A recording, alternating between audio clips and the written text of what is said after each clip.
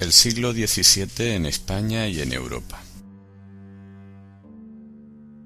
El siglo XVII es una época de crisis general, cuyas raíces parten de finales del siglo XVI y sólo comenzará a superarse en algunos países pasado el año 1650.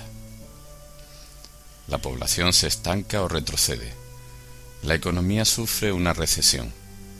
En agricultura, por ejemplo, se da una concentración de tierras en manos de los grandes señores y como consecuencia un empeoramiento de la condición de los campesinos.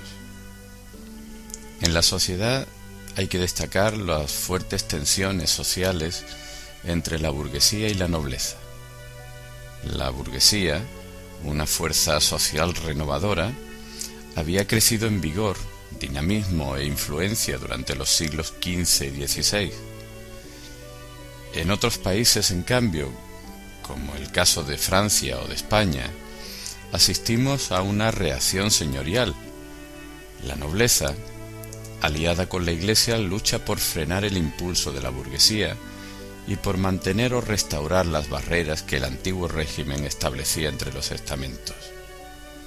Se trataba, en definitiva, de cercenar la posibilidad de medrar, esto es, de acceder a niveles socioeconómicos superiores y de conservar las tradicionales prebendas de la nobleza y del clero.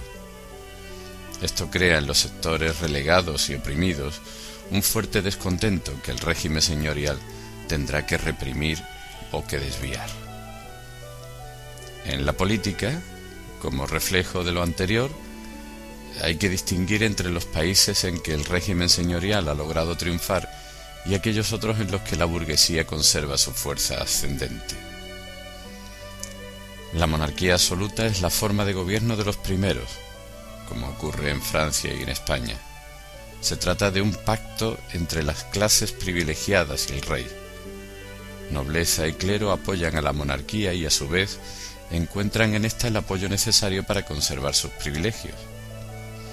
En cambio, en Holanda o Inglaterra, la burguesía llegará a imponer formas propias de gobierno. En aquella, la primera república moderna. En esta, en Inglaterra, tras ciertas vicisitudes, una supremacía del Parlamento sobre el poder real. Centrándonos en España, la crisis del XVII reviste una extrema gravedad. Es el siglo de la decadencia. Decadencia y crisis se refuerzan mutuamente. Durante los reinados de Felipe III, Felipe IV y Carlos II, España se desmorona. En el interior, la corrupción y la inercia caracterizan a los gobernantes de cualquier nivel. En el exterior se suceden las derrotas y tras la Guerra de los 30 años, España ha perdido su hegemonía en Europa y la ha cedido a Francia. De finales del siglo XVI a mediados del XVII, España pierde aproximadamente la cuarta parte de su población. Las causas son las guerras, las pestes y sobre todo la miseria, que favorece la mortalidad o que empuja a muchos a emigrar a América. La economía empeora progresivamente. Decaen el comercio y la industria. La agricultura básica entonces ha sufrido un duro golpe con la expulsión de los moriscos, que eran hábiles agricultores. El 95% de las tierras se concentra en manos de las clases privilegiadas, la nobleza y el clero, con graves consecuencias, porque los ricos no se preocupan de sacarles a sus tierras el máximo rendimiento, y los campesinos, aplastados por contribuciones cada vez más penosas, abandonan el campo y buscan trabajo en las ciudades, en donde confluyen una masa de menesterosos que se hizo alarmante en la época. En suma, de una parte se da una disminución e injusta distribución de la riqueza, y por otra parte un descenso no sólo de la población global, sino también de la población activa. Pero la crisis económica va acompañada por unas tensiones sociales de mayor gravedad también que en el resto de Europa. El dinamismo económico de la burguesía, que suponía una erosión de la sociedad tradicional, es frenado aquí duramente. La nobleza, coaligada con el clero y apoyada por la monarquía absoluta, refuerza su poder económico y social. Pero esas clases privilegiadas resultan incapaces de hacer frente a los problemas de la época. No tienen iniciativas, no tienen espíritu emprendedor, desprecian las empresas económicas, no invierten, gastan en lujos y obras suntuarias. Es decir, la nobleza y el clero solo se ocupan de consolidar sus privilegios y hacer ostentación de sus riquezas, en doloroso contraste con la miseria creciente y la ruina del país.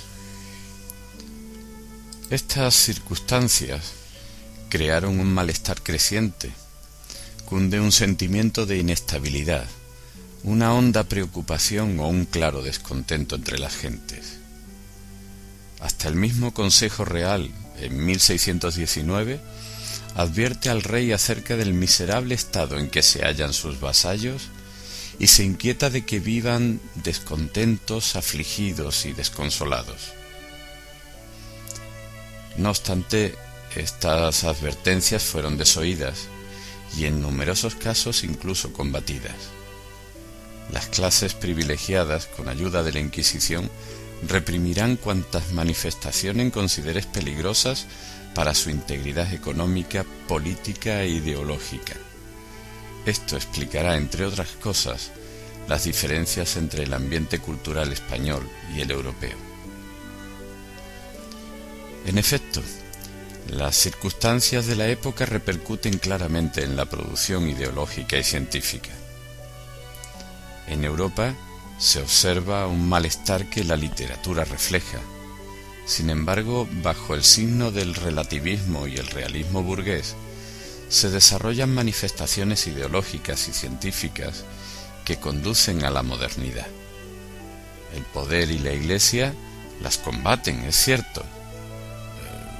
Recuérdese la condena de Galileo, y les cierran las puertas de las universidades. Pero fuera de ellas se crean academias y sociedades de sabios en las que nacerán la ciencia experimental, con Galileo, Kepler o Newton, y además el pensamiento racionalista de la mano de Descartes. En España nada de esto fue posible. Al contrario, se puso el máximo empeño en combatir cualquier manifestación de modernidad, de inequívoco signo burgués y laico. El humanismo renacentista había trazado con nitidez la línea que separa lo mundano de lo divino, lo natural de lo sobrenatural. Al considerar al mundo físico y al hombre como objetos de investigación autónoma, se produjeron en España atisbos de ciencia moderna, pero ya la Contrarreforma combatió toda labor intelectual o científica que pareciera hacerse al margen de la fe. Con ello coincidió la reacción señorial. En el siglo XVII, el bloque nobleza-clero ha impuesto ya su ideología tradicional. Es, en cierto modo, una vuelta a la Edad Media con su unión de lo político y lo religioso. En nombre de tal ideología, la Inquisición perseguirá cualquier actividad intelectual que olvide lo trascendente. Nuestro país se cerrará a todo contacto cultural con Europa y se interrumpe el desarrollo de la investigación científica y de la filosofía racional. En lugar de esta lo ocupará la teología, y el de aquella queda abandonado al atraso y a la superstición. Pero este siglo de crisis y decadencia es a la vez de un prodigioso esplendor artístico y literario. El genio español, desviado de otras actividades, se concentra en el quehacer estético.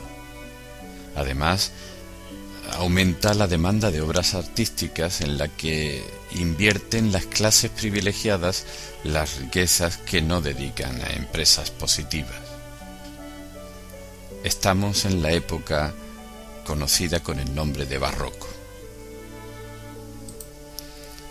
El Barroco se considera como un producto de la crisis de la época. Esta crisis crea un clima psicológico de inquietud, de inestabilidad y de amenaza, que por fuerza se reflejará en la creación del artista o del escritor. No se trata solo de que la obra dé testimonio directo de los males de la época. Se trata sobre todo de que el escritor traduce con su actitud ese malestar que es producto de los tiempos. Varias son las actitudes que el escritor puede adoptar ante las turbadoras condiciones de vida que lo rodean. La protesta, que se observa claramente en ciertos escritores políticos y más o menos veladamente en la sátira y en algunas novelas picarescas. La angustia íntima, que alcanza tonos muy hondos en nuestra lírica, con la figura de Quevedo, por ejemplo. La búsqueda del consuelo por los caminos de la filosofía o de la religión. El apartamiento estoico o ascético del mundo. La esperanza de otra vida feliz. La evasión, ya sea refugiándose en la estética pura, como es el caso de Góngora, o entregándose a formas de diversión, como ocurrirá con el teatro de la época. Otra salida será el conformismo, que se dará en aquellos escritores que participan del sistema y ensalzan los valores en que éste se sustenta. También se ve en el teatro.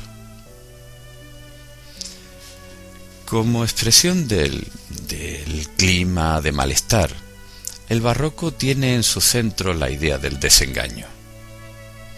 Este sentimiento denuncia una crisis del idealismo renacentista. Recordemos que el Renacimiento supuso una decidida confianza en el hombre, un entusiasmo ante la naturaleza y unos ilusionados anhelos de vivir. El mundo se podía organizar armónica y racionalmente, y a este sentir correspondía un claro idealismo. Todo se ve a través del prisma del ideal.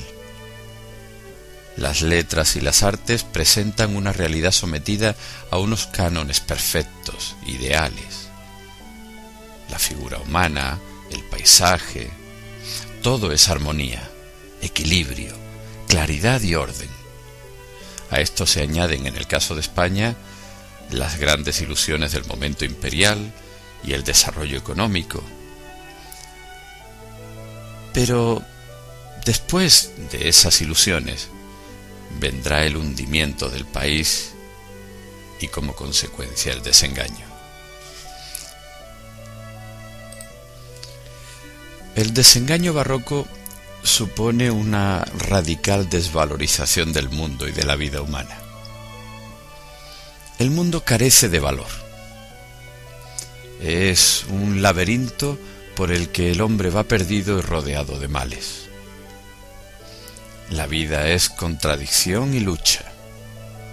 La lucha del hombre consigo mismo, presa de contradicciones, y lucha también con los demás hombres. La vida, además, es breve y fugitiva, tan breve como la vida de una rosa o como una breve jornada entre el nacer y el morir. Todo cambia, todo huye, y de ahí la obsesión por el tiempo, que pasa destruyéndolo todo. Por eso es frecuente el tema de las ruinas. La vida carece de consistencia. Es quebradiza como un reloj de arena. Es una sombra, una ficción. La vida es sueño, diría Calderón. Y esta inconsistencia se muestra en el divorcio entre apariencia y realidad, que es un tema capital en el barroco.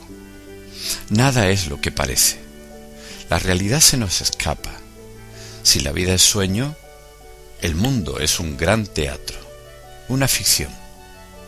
Hay, por tanto, un hondo pesimismo en torno a la posibilidad de conocer la realidad y apresar la vida. En definitiva, vivir es ir muriendo. La vida es un extraño vacío que la muerte ocupa. La obsesión por la muerte es uno de los aspectos mayores del barroco. Ya no es sólo que el tiempo nos lleve veloz hacia la muerte. La vida misma es muerte. Quevedo dirá: somos nosotros mismos nuestra muerte. Ninguno de estos temas, por otro lado, es en el fondo original. Quizá la originalidad está en el tratamiento radical que reciben en el barroco. Y esa radicalidad se debe a que tales temas nacen ahora de unas experiencias concretas, parten de un sentimiento real de inestabilidad, de miseria, de amenazas, de dificultad de vivir. Son expresión de aquel vitalismo frustrado al que hemos aludido antes. Sin embargo, ante estos temas es posible otro tratamiento, el enfoque ascético.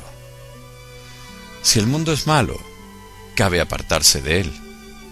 Si la vida es breve e inconsistente, pongamos los ojos en la otra vida. Y si es teatro, esforcémonos por representar bien nuestro papel. Por tanto, resignémonos. Sin embargo, esta invitación a la resignación ascética no siempre es suficiente. Los hombres, antes ilusionados, no renuncian fácilmente a sus ansias de vida. De ahí el conflicto entre el anhelo vitalista del mundo y la fuga ascética de él. Pero todavía cabe otra postura, la acomodación. Así, ante esa lucha que es la vida con sus múltiples emboscadas, desarrollemos el arte de la contratreta y en medio de incertidumbres y escollos encontremos la brújula de marear que nos conduzca al éxito. Esta moral acomodaticia encuentra su máxima expresión en la figura de Gracián. Pero en el barroco hallamos también toda una serie de magnificencias exteriores, de ostentación, de boato. Las clases privilegiadas, por una parte, piden formas que plasmen sus ideales, la grandeza, la autoridad, el honor, o que pregonen su fuerza. De ahí el estilo esplendoroso de los palacios o templos. Pero también, por otra parte, son conscientes de la desazón que cunde en grandes masas de la población. Y por eso les es preciso desviar ese malestar, captar voluntades. Y por eso favorecerán un arte de la persuasión que ensalce y justifique sus valores. Se tratará, por tanto, de un arte de propaganda de ese nuevo régimen de dominación social, que es un aspecto capital del barroco. Una parte, por tanto, del arte barroco y especialmente del teatro se propondrá atraer a las masas, o al menos proporcionarles una diversión tranquilizadora. La estética barroca, que tiene su base en los contrastes, se va a caracterizar por estos rasgos esenciales. Hablamos de una estética al margen de las normas clásicas. Los cánones han perdido su validez. Se rompen proporciones en busca de efectos más intensos. Una estética de lo inestable. Las formas estáticas de líneas rectas y serenas son sustituidas por formas dinámicas, inquietas, retorcidas. Una estética de la contradicción. Los contrastes, los claroscuros, las dualidades conflictivas son los rasgos fundamentales de este arte. Una estética de lo dramático, de lo gesticulante, de lo desmesurado frente a la mesura renacentista. Los Cristos sangrantes de la imaginería castellana serían un ejemplo de esto que decimos. Una estética de la apariencia. El recargamiento ornamental llega incluso a enmascarar las líneas constructivas. La altura de ciertas fachadas engaña acerca de la altura del templo. En último término, habría una característica común a las distintas facetas del arte barroco. Responde a una estética de la intensidad. Su objetivo será excitar y conmover ante todas las cosas.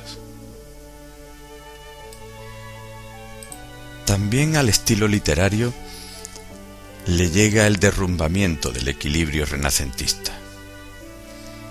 Nos alejamos de la naturalidad y de la selección del Renacimiento. El barroco, siguiendo los pasos del manierismo de Herrera, somete el estilo a una intensa elaboración. Un rasgo esencial del lenguaje literario es exprimir sus posibilidades, doblegándolo a las más variadas intenciones. Por un lado, expresar la desazón, o por otro dar salida a las chanzas más desenfadadas. Por un lado desenmascarar la realidad, o por otro alejarnos de ella por caminos de belleza. El repertorio de audacias verbales es muy amplio y se logran efectos antes insospechados. Hablamos de las creaciones de palabras, de los juegos fonéticos, de los retorcimientos sintácticos, de las antítesis, las paradojas, las metáforas insólitas.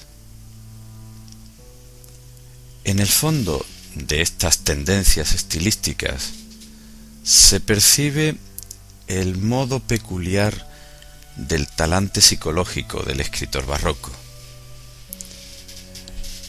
Se podría afirmar que en los tiempos difíciles se suelen producir formas retorcidas y desasosegadas, pero también hay que reconocer que es una ley continuamente observable que cuando los escritores gozan de menos libertad para expresarse, se compensan tales limitaciones con un aumento de los artificios de estilo y una tendencia a lo difícil y lo oscuro.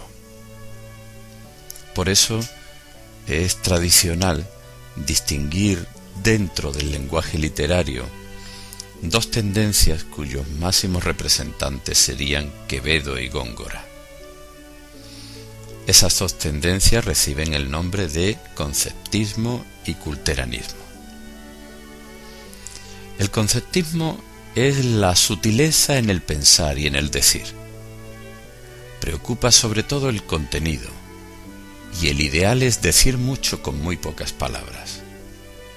Por eso los dobles sentidos, por eso las paradojas y juegos conceptuales. La ornamentación es mínima, el léxico llano pero sometido a asociaciones inesperadas. Y en la sintaxis se prefiere la frase cortada con tendencia al laconismo.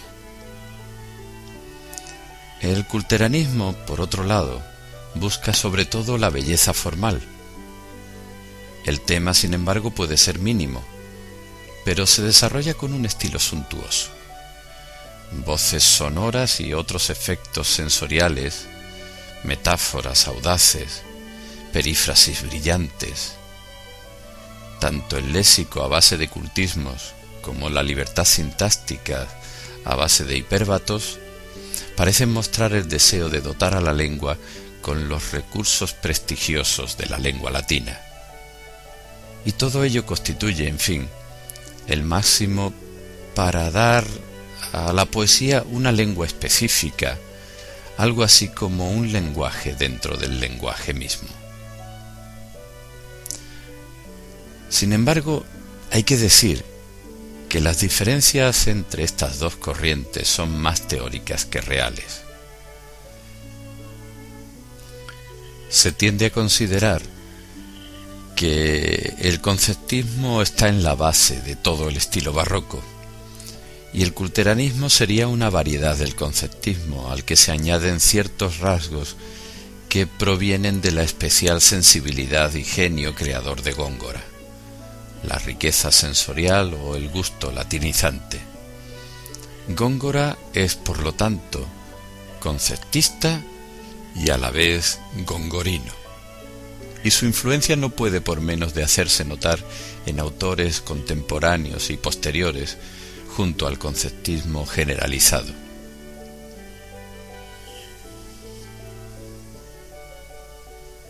En lo que se refiere a la lírica, debemos recordar lo siguiente.